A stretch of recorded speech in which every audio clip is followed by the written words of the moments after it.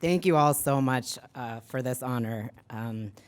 I am still quite jarred by how much my entire life has become associated with bathrooms, but I think I'll just go with it. Thank you for that really lovely introduction.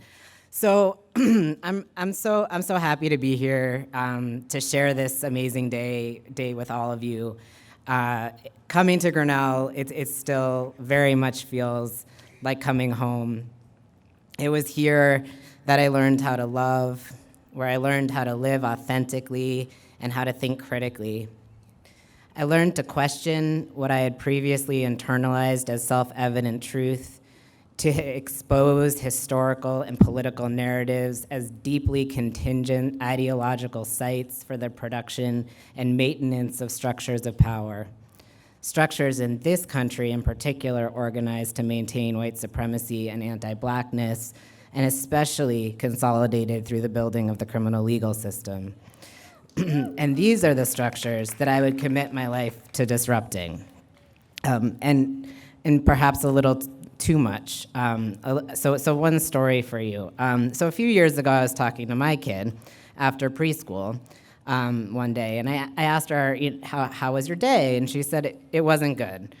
Why not, I asked. Well, she said, they made us line up as boys and girls, and I told them that I couldn't because I'm both a boy and a girl. But they told me I was a girl and I had to get in line with the girls.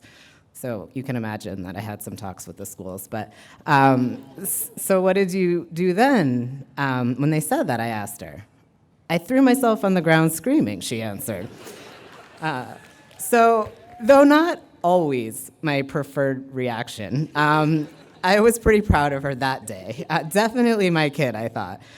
Because I also want to throw myself on the ground screaming when confronted with systems like the gender binary that make no sense, that serve to oppress us, and that limit the beauty we can build in the world. And Grinnell taught me to throw myself on the ground screaming. Not literally in most cases, but it was here that I learned the power of disruption, where I learned to leverage my privilege and my access to powerful institutions and dismantle them in any way that I could. When I left Grinnell, I was certain that I never wanted to become a lawyer or move to New York or work for big mainstream institutions like the ACLU, but I soon did all of those things. And for each unexpected next step in my life, Grinnell had already given me the tools that I needed. The patience to hold the messiness of my humanity, the creativity to imagine a world more just than the one that we know, and the humility to make mistakes and to grow.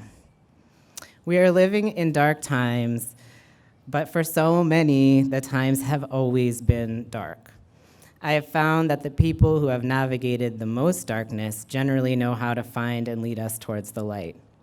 Remember to listen and learn from people whose voices you were taught to ignore, including yourself.